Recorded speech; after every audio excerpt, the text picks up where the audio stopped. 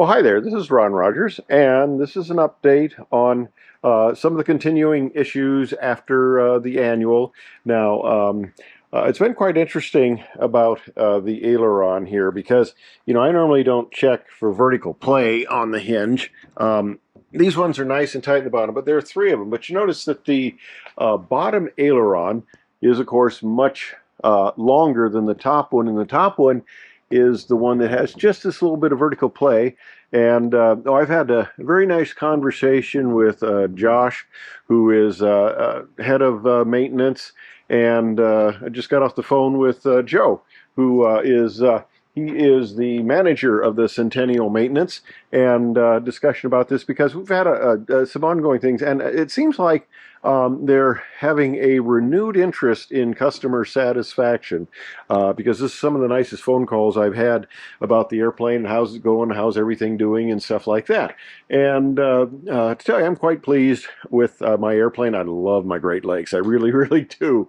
I like an old airplane for the flight characteristics and the simplicity in that, but to tell you the truth, I didn't really want to have a 100-year-old airplane. Of course, I don't know, some of the old Great Lakes, and I saw one in the antique aircraft, a very important Great Lakes, but it was in bad shape. It needs to be restored.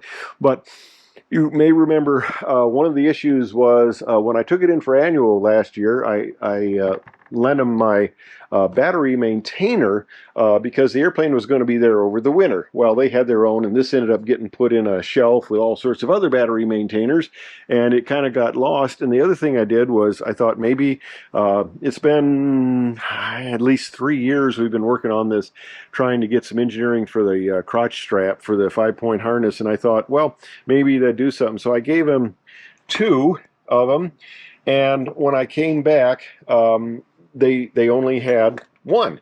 Okay, well, you notice there's 3 here. How did I get 3? Well, here's what happened. Apparently, I gave them the straps, and we're not really sure what happened here, but when I picked up the airplane, it did not have the second strap. So they said, okay, fine, we'll order your one. So they did, and I got that. And then when I brought it in here to Finefield Aviation, they're the first annual that's been done not by Waco, and they found way in the back here, see this panel back here? Way in the back, and it was in there, not where, like I mentioned, I could tap and it would bounce and I would hear it. And my mechanic, Jim Finefield, who he's turning the whole thing over to Justin now, his son, it used to be Paul Finefield, anybody who's familiar, with the local handling here. But he gave me this stern look and like, how the heck did this get back here? Well, part of the deal was the crotch strap should be like right here. Okay, now I don't want this to drop, so it ends up in the tail again, but see, there's a little issue here with the stick. Well, it comes right on, if I hold the camera right here, it comes right on, and it can interfere with that strap. Well, that's not a good thing, so probably they're going to have to put a slot in the seat pan here, and it'll come up through a slot here, so it's kind of on the inside, and then that bar there will protect it. And they just need to do the engineering to get that done. They've been very busy with the new A50s and stuff, which is a new sport light aircraft. Oh, I found a bit of history that was interesting. To Americans, the ancient, or the classic, let's put it that way, I don't want to say ancient, the classic aircraft is a biplane, whether it's a Stearman, that's one of the most classic, or it's a Waco, or it's a Great Lakes, which is a little more of a niche. This was the aerobatic airplane before the Pitts came along, and then of course the extras came and blew that out of the arena.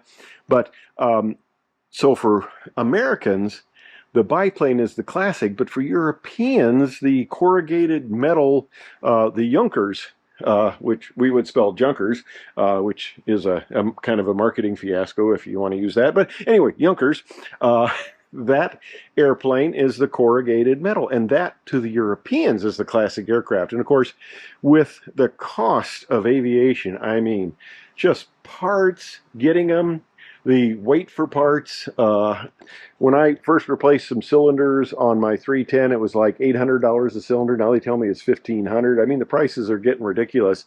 It's going to be very difficult, I think, for the common person to actually own an airplane. You know, it's the cost is getting prohibited. So fortunately, we have the light sport that's coming up, and I think it fills a very good niche at an economical level. So anyway, that's some of the post-annual maintenance issues on the Great Lakes. And now I'm going to go over and see how my Turbo 310R is going through maintenance. And we'll see how that thing's working. So that's my next big issue. But I flew it a couple days ago. I'm got a lot of stuff going on, unfortunately, and I'm not going to have a chance. Hopefully I can fly it Saturday when my son comes up before we run up to Oshkosh, but I'm going to have some videos up at Oshkosh and up at the Waco booth up there and seeing what's going on and everything like that, and a lot of people are going to be up there. So stay tuned. Hey, thanks for watching.